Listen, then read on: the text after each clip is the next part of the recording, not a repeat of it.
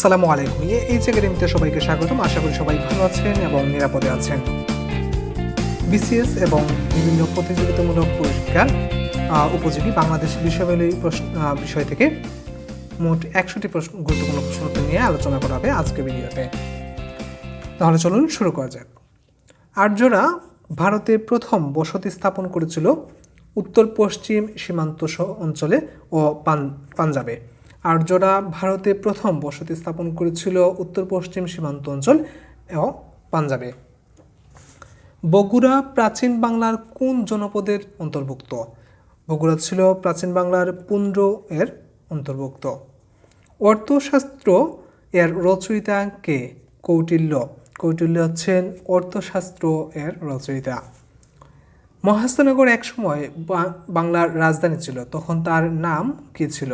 মহাস্থানগরের নাম ছিল পুন্ড্রনগর। যখন মহাস্থানগর বাংলার রাজধানী ছিল তখন তার নাম ছিল পুন্ড্রনগর। কোন যুগ প্রাচীন ভারতের স্বর্ণযুগ হিসেবে পরিচিত ছিল? গুপ্ত যুগ। গুপ্ত যুগ প্রাচীন ভারতের স্বর্ণযুগ হিসেবে পরিচিত। বাংলাদেশের মোট উপজেলা কয়টি? 495টি। বাংলাদেশের মোট উপজেলা 495টি। ভারতীয় উপমহাদেশের প্রথম সাম্রাজ্যের নাম মৌর্য সাম্রাজ্য। ভারতীয় উপমহাদেশের প্রথম সাম্রাজ্যের নাম হচ্ছে মৌর্য সাম্রাজ্য। পাল শাসনামলে রচিত একটি কাব্যগ্রন্থ হল রামচরিতম। রামচরিতম হচ্ছে পাল শাসনামলে রচিত একটি কাব্যগ্রন্থ। বাংলায় মুঘল প্রদেশের রাজধানী স্থাপন করেন ইসলাম খান। বাংলায় মুঘল প্রদেশের রাজধানী স্থাপন করেন ইসলাম খান। আরবদের আক্রমণের সময় সিন্ধু রাজা ছিলেন দাহির।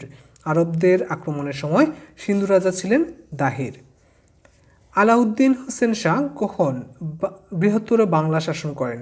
আলাউদ্দিন হোসেন শাহ বৃহত্তর বাংলা শাসন করেন 1498 থেকে 1519 খ্রিস্টাব্দ পর্যন্ত। বর্তমান বাংলাদেশে গ্যাসক্ষেত্র কতটি? 28টি গ্যাসক্ষেত্র রয়েছে বর্তমানে বাংলাদেশে।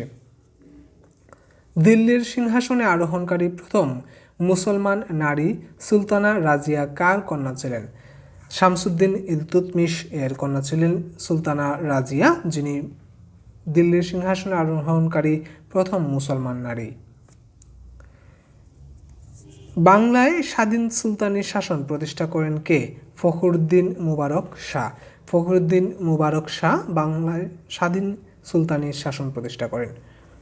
বাংলার রাজধানী হিসেবে সোনারগাঁওয়ের পত্তন করেছিলেন কে? সোনারগাঁওয়ের পত্তন করেছিলেন বাংলার রাজধানী হিসেবে ইসা খাঁ। ইসা খাঁ বাংলার রাজধানী হিসেবে সোনারগাঁয়ের পত্তন করেছিলেন বা শুরু করেছিলেন। রক্তপাত ও কঠোর নীতি কার শাসনের বৈশিষ্ট্য ছিল? গিয়াসউদ্দিন বলবন্ত শাহ এর বৈশিষ্ট্য ছিল রক্তপাত এবং কঠোর নীতি। ভারতবর্ষে মুসলিম শাসনামলে রাজভাষা কি ছিল? রাজভাষা ছিল ফার্সি। মুসলিম শাসনামলে ভারতবর্ষে রাজভাষা ছিল ফার্সি। মাথাপিছু জিডিপি কত? 2020 থেকে 21-এর মধ্যে মাথাপিছু জিডিপি হচ্ছে বাংলাদেশের 2097 মার্কিন ডলার। নাদির শাহ ভারত আক্রমণ করেছিলেন কোন সালে? নাদির শাহ ভারত আক্রমণ করেছিলেন 1739 সালে। নবাব সিরাজউদ্দৌলার পিতার নাম কি? নবাব সিরাজউদ্দৌলার পিতার নাম হচ্ছে জয়নুদ্দিন। নবাব সিরাজউদ্দৌলার পিতার নাম জয়নুদ্দিন। পলাশীর যুদ্ধে মারা যান মীর মদন। পলাশীর যুদ্ধে মারা গিয়েছিলেন মীর মদন। ইরানের কবি হাফিজের সাথে পত্রালাপ হয়েছিল বাংলার কোন সুলতানের? গিয়াসউদ্দিন আজম শাহের পত্রালাপ হয়েছিল ইরানের কবি হাফিজের সাথে। পূর্ব বাংলা ও আসামের প্রথম লেফটেন্যান্ট গভর্নর কে ছিলেন? ফুলার। পূর্ব বাংলা ও আসামের প্রথম লেফটেন্যান্ট গভর্নর ছিলেন ফুলার। কৃষিখাতের প্রবৃদ্ধির হার কত? 3.45%। কৃষিখাতে প্রবৃদ্ধির হার বাংলাদেশে বর্তমানে 3.45%। লর্ড লিটন কত সালে আর্মস অ্যাক্ট প্রবর্তন করেন? 1878 সালে লর্ড লিটন আর্মস অ্যাক্ট প্রবর্তন করেন। ব্রিটিশ শাসনের বিরুদ্ধে বাঙালিদের প্রথম বিদ্রোহ হচ্ছে ফকির ও সন্ন্যাসী বিদ্রোহ। ব্রিটিশ শাসনের বিরুদ্ধে বাঙালিদের প্রথম বিদ্রোহ হচ্ছে ফকির ও সন্ন্যাসী বিদ্রোহ। মাস্টারদা সূর্য সেনের ফাঁসি কার্যকর হয়েছিল চট্টগ্রামে। মাস্টারদা সূর্য সেনের ফাঁসি কার্যকর করা হয়েছিল চট্টগ্রামে। কৃষক প্রজা পার্টির প্রতিষ্ঠাতা কে ছিলেন? এ কে ফজলুল হক। শেরেবাংলা এ কে ফজলুল হক ছিলেন কৃষক প্রজা পার্টির প্রতিষ্ঠাতা। ভাষা আন্দোলনের সময় পূর্ব বাংলা ভাষা কমিটি এর সভাপতি কে ছিলেন? আকরাম খাঁ। আকরাম খাঁ ছিলেন পূর্ব বাংলা ভাষা কমিটির এর সভাপতি।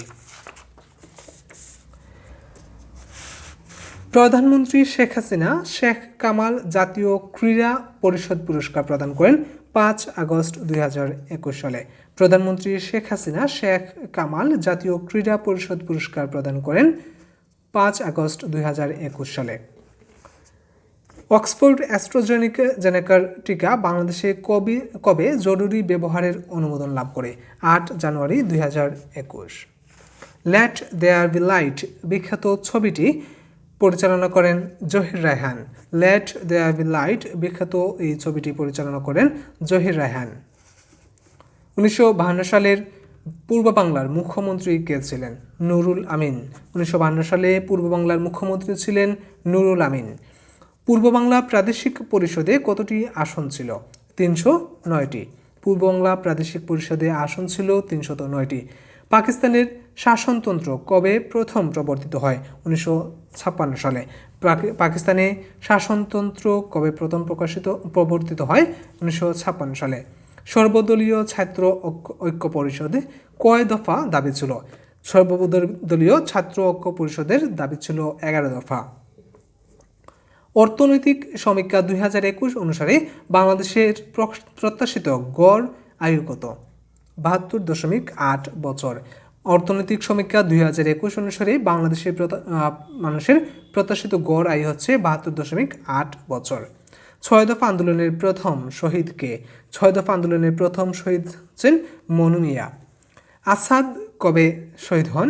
1969 সালের 20 জানুয়ারি শহীদ হন আসাদ, যিনি শহীদ আসাদ নামেও পরিচিত। আগরতলা ষড়যন্ত্র মামলা প্রত্যাহার করা হয় 22 ফেব্রুয়ারি 1969 সালে। আগরতলা ষড়যন্ত্র মামলা প্রত্যাহার করা হয় 22 ফেব্রুয়ারি 1969 সালে। মুক্তিযুদ্ধে কতজনকে খলিফা বলা হয়? বাংলাদেশের মুক্তিযুদ্ধে 4 জনকে খলিফা বলা হয়ে থাকে। 1971 সালে বাংলাদেশের অস্থায়ী সরকারের ঘোষণাপত্র কে পাঠ করেন? অধ্যাপক ইউসুফ আলী। 1971 সালে বাংলাদেশের অস্থায়ী সরকারের ঘোষণাপত্র পাঠ করেন অধ্যাপক ইউসুফ আলী। বর্তমানে বাংলাদেশে মোট বাণিজ্যিক ব্যাংক হচ্ছে 61টি।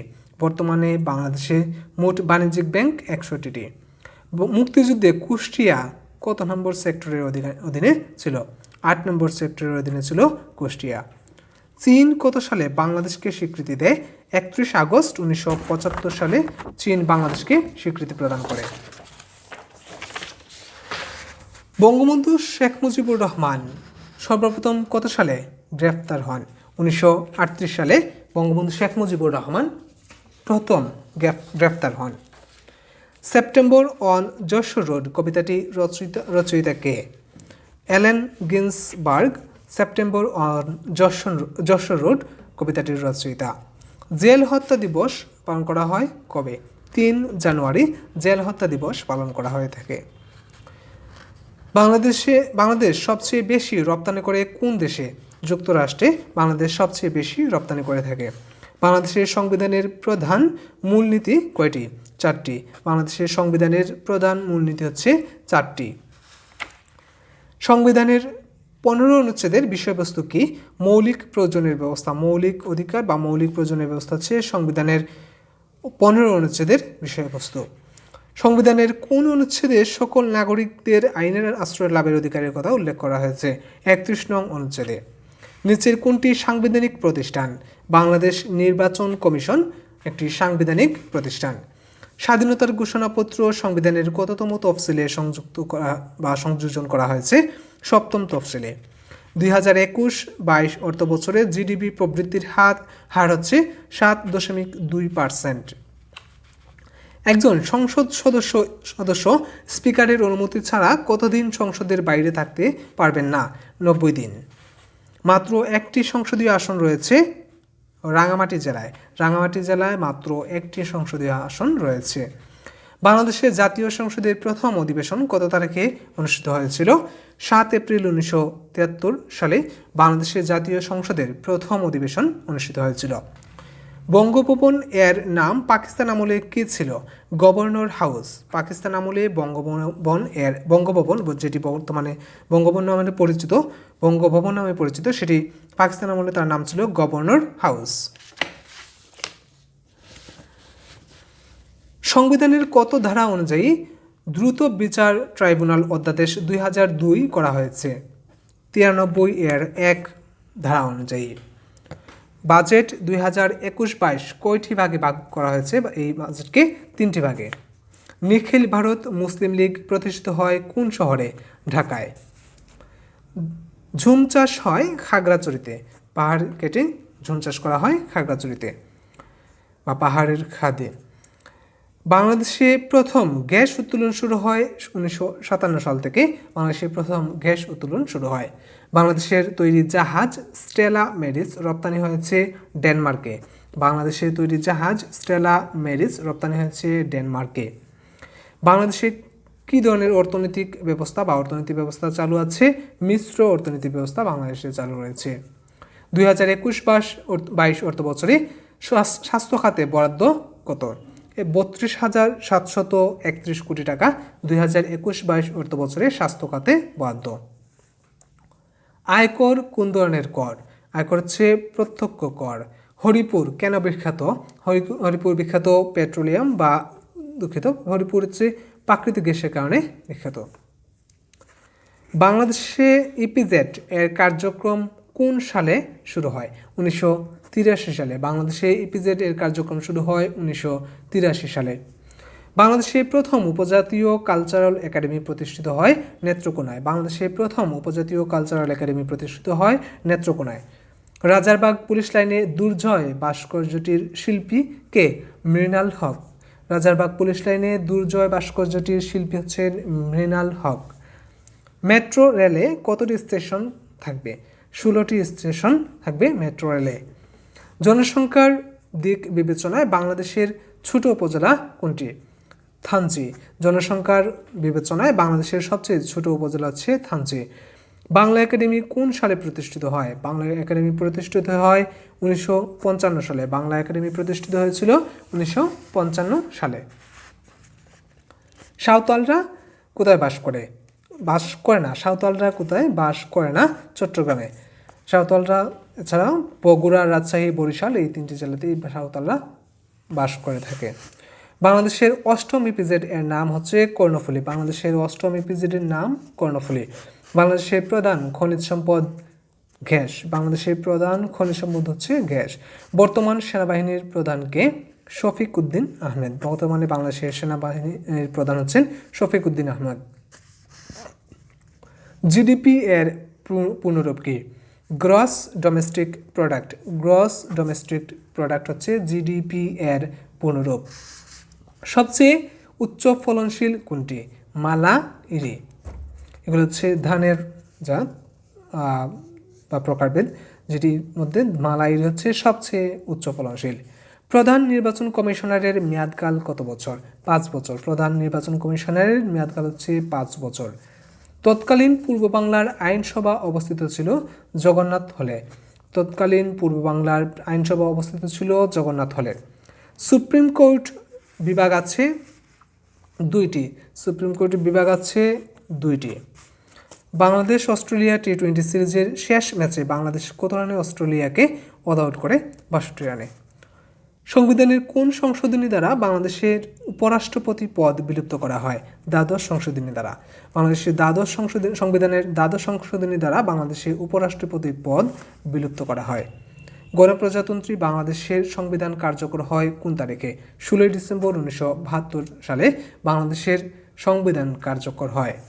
1971 সালে মুজিবনগর সরকার যে কয় প্রকার ডাক টিকিট প্রকাশ করে? হচ্ছে 8 প্রকার। মোট 8 প্রকার ডাক টিকিট প্রকাশ করেছিল 1971 সালে মুজিবনগর সরকার।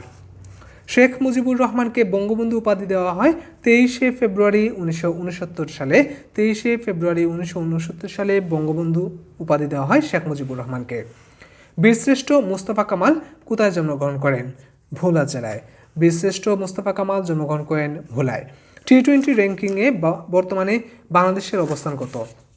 বর্তমানে বাংলাদেশের অবস্থান হচ্ছে ষষ্ঠ। টি-20 র্যাঙ্কিংয়ে বাংলাদেশের বর্তমানে অবস্থান হচ্ছে ষষ্ঠ। জাতিসংঘের ভেটো ক্ষমতা সম্পন্ন কতটি দেশ বাংলাদেশের স্বাধীনতার বিপক্ষে ছিল? 2টি দেশ।